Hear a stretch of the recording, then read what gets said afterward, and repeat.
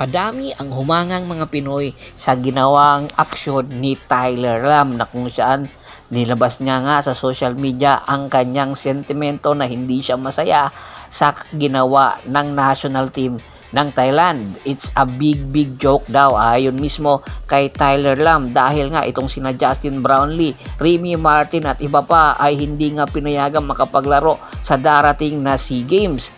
Ayon kay Tyler, kung gusto ngang tapatan natin o tapatan ng Thailand ang gilas ay magpalakas din sila, hindi tatanggalin nila dahil ayon nga sa rules or ayon nga basta Pinoy makakapaglaro. Bakit nakapaglaro na dati ito sina Justin Brownlee ngayon ay hindi paglalaruin?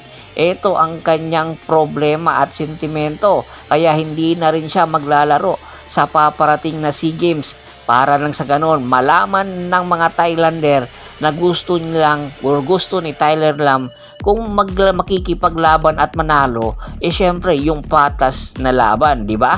Maganda kasi yung patas. At ayon din sa isang ulat sa laban nga ng Macau Blackbirds at ng Meralco Bolts kagabi ay nagkaroon ng injury itong si Ronnie Hollis Jefferson. Ito pa naman sana ang kanaunahan nilang pagtatandem ni Justin Brownlee bilang miyembro ng Meralco Bolts na kung saan nagrepresent nga sila sa East Asia Super League. Ang ganda pa naman ng panimula ni na Justin Brownlee at Ronnie Hollis Jefferson na kung saan lumamang nga ng 20 big points.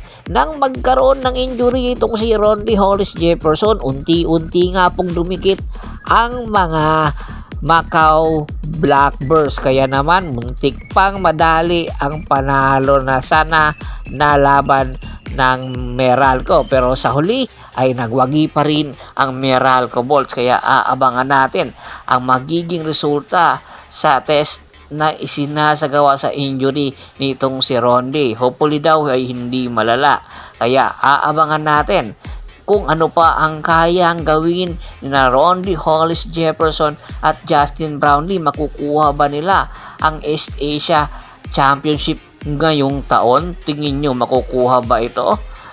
Komento na sa baba ng video at pag-usapan natin yan. Once again, this is Percival Monteron at your service. Don't forget to subscribe my sports channel at don't forget to click the notification bell button para nga maging updated palagi sa kwentuhan. At pakibisita na rin po ng Facebook fanpage ko na Hapres PH, Pulgoso at Bostor para po sa mga karagdagang sports balita.